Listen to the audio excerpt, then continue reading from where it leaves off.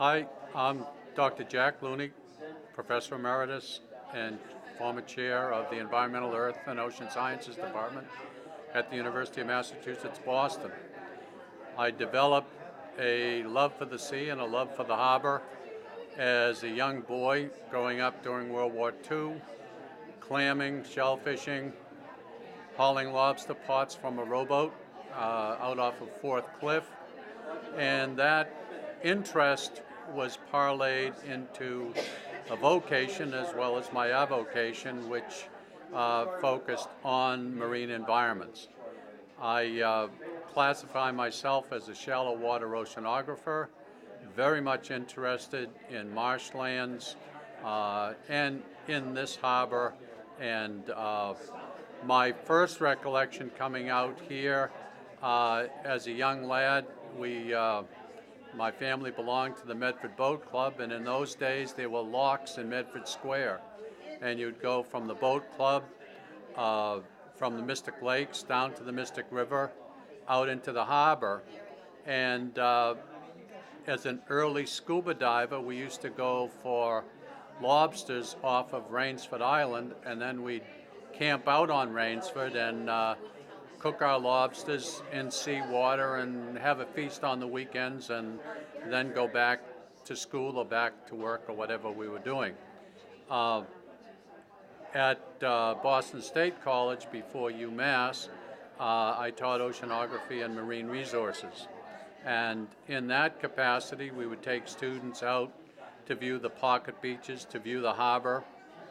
We would go to the marshes. We would identify marsh plants, marsh vegetation, back beach vegetation, both the land and the sea plants. At UMass Boston, I had decided that it wasn't good enough with the environment that we had. It wasn't good enough just to talk about these things. It wasn't good enough just to show pictures. It would have been better if we could go out onto the islands. So I had taken at various times students out anywhere from 4 to 5 days camping on various Boston Harbor islands.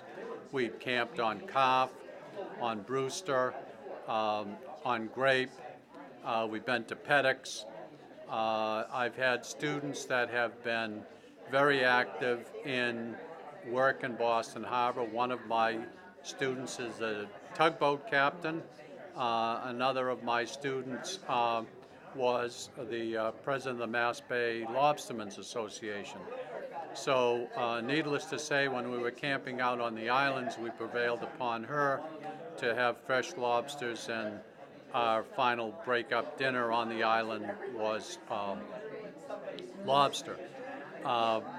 So we basically botanized and geologized the different islands, looking at everything from orientation of pebbles and cobbles on the beach to location of sand, the different degree of slope of the beach.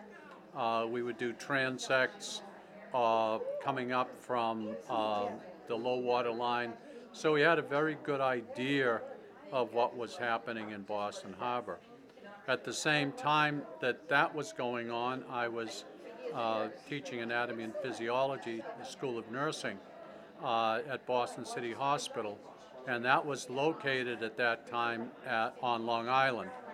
And so I used to sneak out.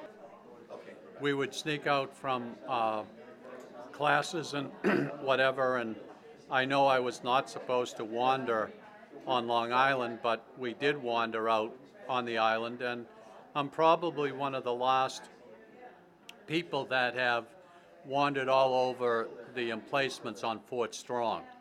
And I would agree with the mayor that this is a place that you do not want to open up because even 10, 15 years ago, the cement works, the revetments, the gun emplacements and so on, when you consider anywhere from 50 to 75 years of age of that cement exposed to the elements, it was not in good shape. So I think it's it's a good idea that unless somebody is willing to spend a goodly amount of money to refurbish or to do some work on the island's infrastructure on Long Island, I would probably not be in favor of allowing individuals to come out there.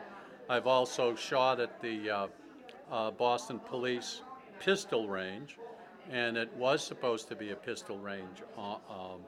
Nothing stronger than sidearms were to be shot there, but I understand now that that has been modified and it does fill a different role. There is on, after the shootings, the drive-by shootings on Peaceville Street, the university wanted someone to try to get the youngsters, the middle school kids and the early high school kids off the street. And so in the summer I had 15 students that worked out on Long Island, and I supervised them in cutting a figure-8 nature trail that went from the drumlin at the entrance to Long Island from the bridge. Just on the right-hand side there was a, if you go down about 1,000 yards, there's a cemetery, and before you get to the cemetery we cut a trail. When I say cut, we just primarily picked up the brush, moved the brush, and the dead branches that were on some of the pine trees we took off to about I'd say 5-6 feet so somebody wouldn't lose an eye on them. And the figure-8 nature trail that brought you to the beach was done in a 1/4 mile and a 3/4 mile segment. So you could do a short walk, or you could do a long walk, or you could do a longer walk. Also, I was on Long Island shortly after the superintendent's house was used as a safe house. The safe house during the post-Valhalla incident that had to do with the breakup of the mafia, some of the principals were sequestered on Long Island in the former superintendent's house, and the logic was that if they were there, it would be almost impossible for anyone to get to them because the Coast Guard was patrolling the water and there were licensed and armed police manning the gate across the Long Island Bridge. So there's I've been involved in some of the machinations on Long Island. On Coff Island, we were out on Coff Island in the late 1980s, and everything that we did was geared to cleaning up and moving some of the plastic. One of the biggest incidences that we found was proliferation of plastic waste on the islands. And that came from polypropylene rope, that came from discharged oil cans, plastic oil, quad oil containers, I should say, rather than cans. And to go back one moment to the Long Island, we had part of what I did with the 15 students that we had on Long Island, we picked up and removed plastic from the beach, and there were 3 dump truck loads of plastic that the city came out and picked up that we were responsible for, that the students were responsible for. So not only did they do some what I would call WPA work, but they also did some botanizing and geologizing on the island. So it was a work and learning situation, much similar to what I had done with the students, the undergraduate students at the University of Massachusetts, as we camped out on the Harbor Islands. At that time, my logic was not to be destructive or damage in collecting specimens. At that time, Polaroid Corporation was very much a going concern, and from Polaroid we were able to get the loan of their instant cameras. And so rather than to extract, rather than to press, rather than to collect vegetation by destroying it or by digging it up or whatever, the students were required to photograph. And of the 2 10-packs of film that they had to do a photo essay of no more than 15 photographs that made a point, and they could use no more than 50 words in this photo essay. So we found that as one way. Hilton's Tent City helped us out by providing the tents, and the university transported us out to the islands. So everything that came onto the island came back off of the island. And later on, that experience, I became a member of the Navy's Keystone Study Group, which made the classic report to the United States Congress on the environmental Navy, and which had led to very strong changes in what the Navy does with its vessels inshore and onshore, so that, for example, every vessel over destroyer size, so destroyers, cruisers, carriers, LPDs, etc., all have the capacity to 100% control, maintain the waste stream from medical, food, gray and black water, etc. So these have been some of the things that it plays out in aiding to the cleanliness of Boston Harbor. When I first started doing work in the harbor using a Secchi disc, we had an 18-inch visibility. The last time that I used a Secchi disc in the harbor, we were up to 56 inches.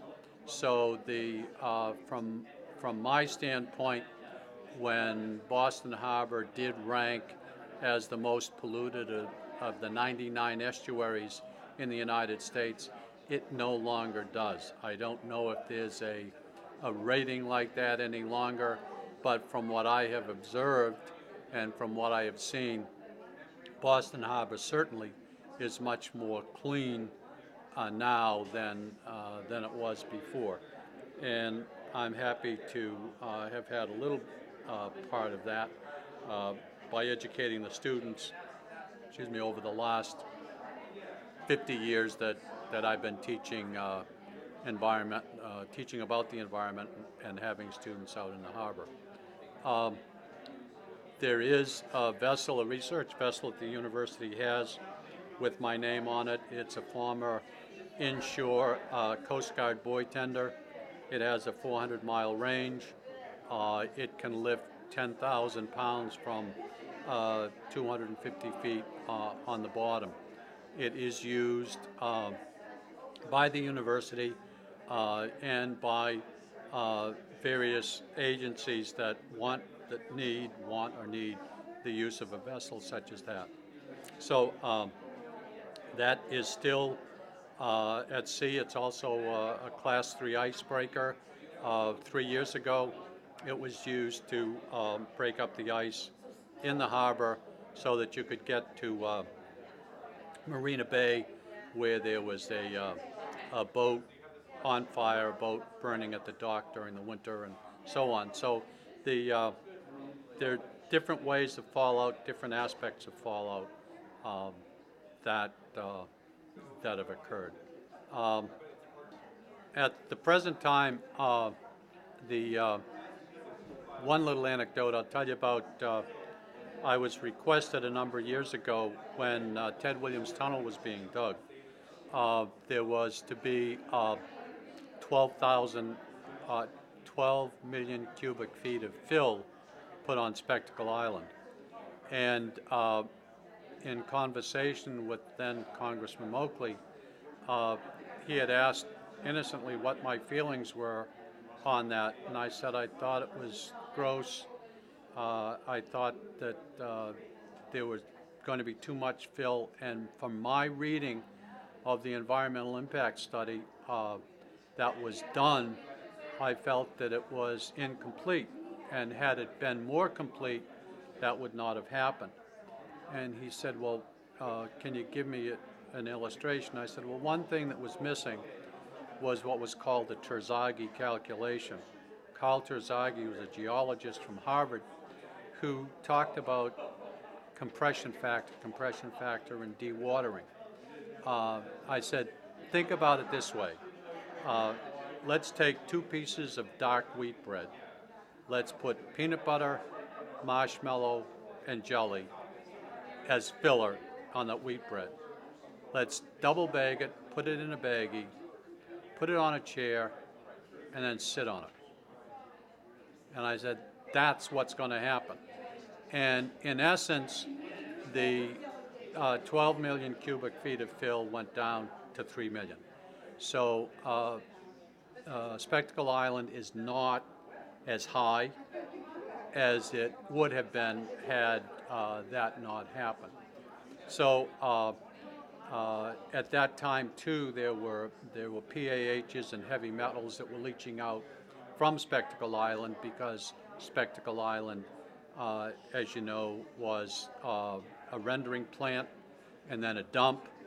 And a lot of people don't realize what rendering plants were and were about. There was another one in Somerville on the Mystic River, where the Mystic Sailing Club was located for years. It was called Hinckley Rendering. And what would happen is, as horses would die, cattle would die, and so on, we used to have a very active farming community of horses and cows. And when I was a young kid growing up in the 30s and 40s, there were a lot of small dairies. And when these animals would die, they were butchered and so on. And the hair was collected. Horse hair became filler for mattresses. And that's one of the reasons why you have the tag now.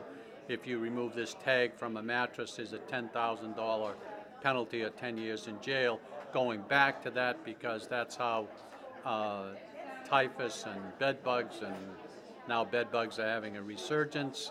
I don't think it's because of horsehair, because the rendering plants have been closed, but whatever.